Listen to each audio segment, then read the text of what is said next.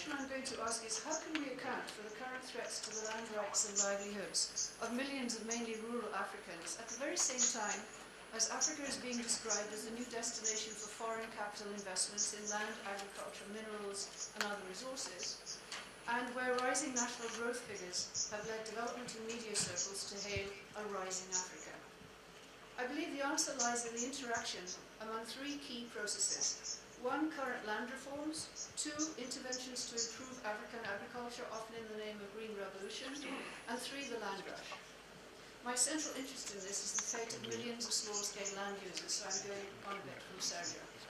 So first, land reforms. Development agencies and African governments sought to institute various land reforms during the late 1960s into the 70s.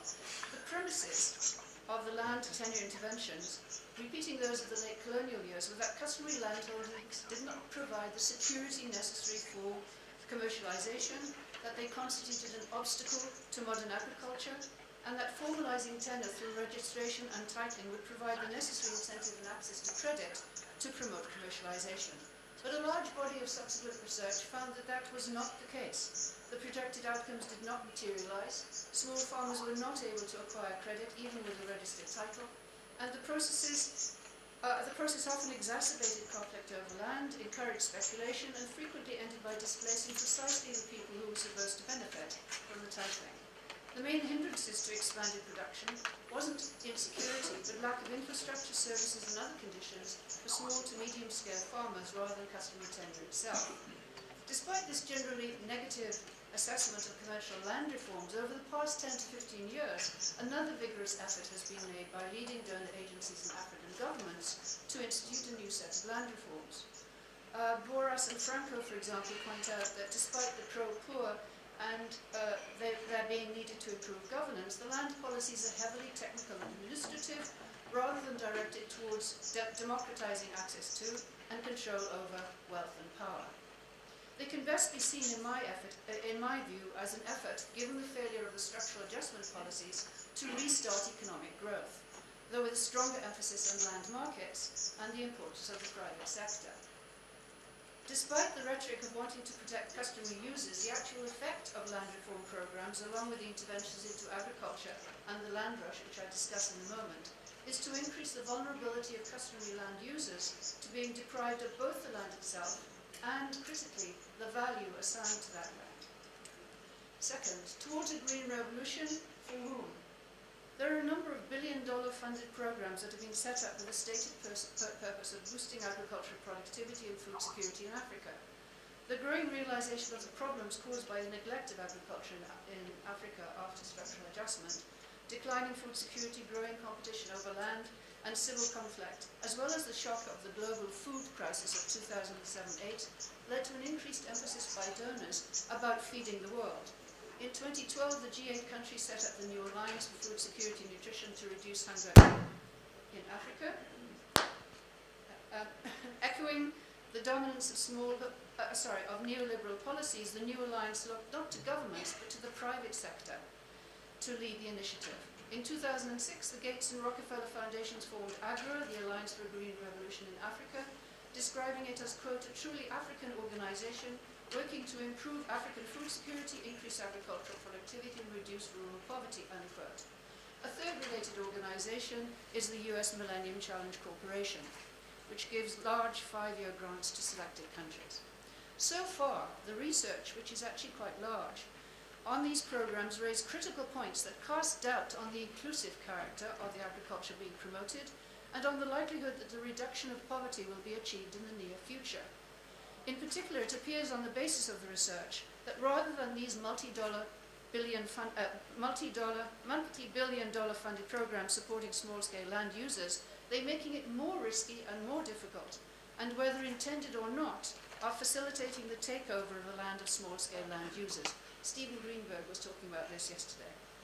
The land rush. I don't need to explain how and why this is occurring, I'm sure you know.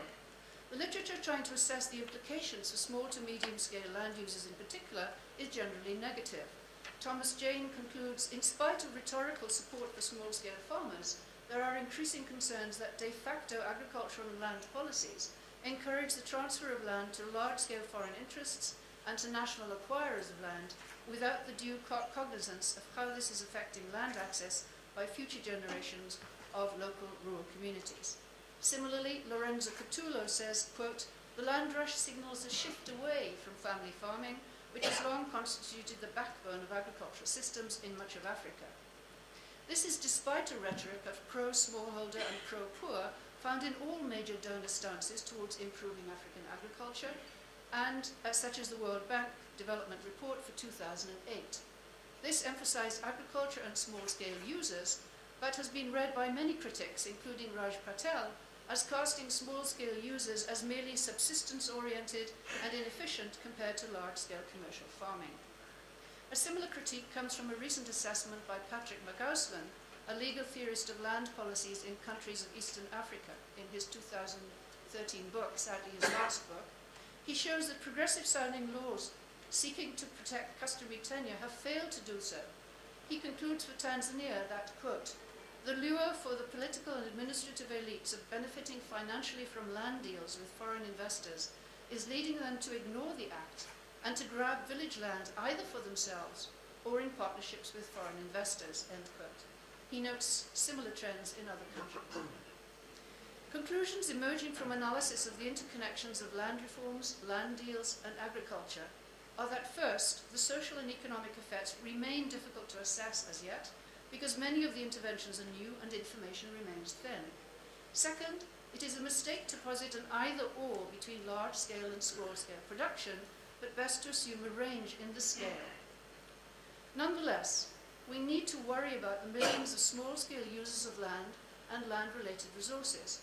Because most of these do not live only from land, but draw a varying amount of income from off-farm employment, it is just as mistaken to assume a necessary transition to large-scale farming as to privilege small-scale farming.